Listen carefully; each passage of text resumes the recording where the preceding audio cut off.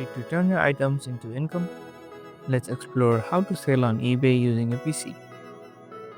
Begin by visiting ebay.com and signing into your account. If you don't have one, refer to our previous video on creating an eBay account. Click on the sell link located at the top of the homepage and start the selling process. Select list an item and enter a descriptive title for your product.